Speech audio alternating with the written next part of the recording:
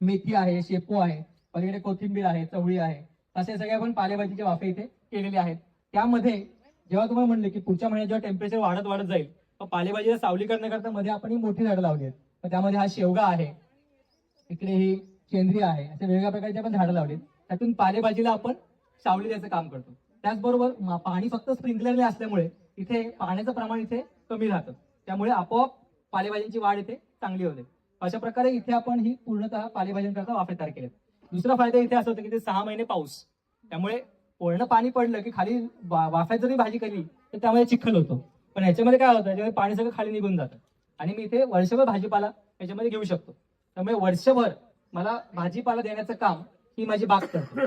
ह्यामध्ये पालेभाज्या आहेत, तिकडे स्ट्रॉबेरीज आहेत, तिकडे वांगे आहेत, मुळे आहेत, वेगवेगळ्या प्रकारचे घेवडे आहेत, इकडे सगळे वेलवर्गीय आहेत, इकडे ह्या हातग्याच्या फुलांची आपण भाजी करतो, इकडे पपई आहे, केळी आहे, ते सगळी फळं आहेत, त्याच्यामध्ये फुलं आहेत, झेंडू आहे, हरभरा आहे.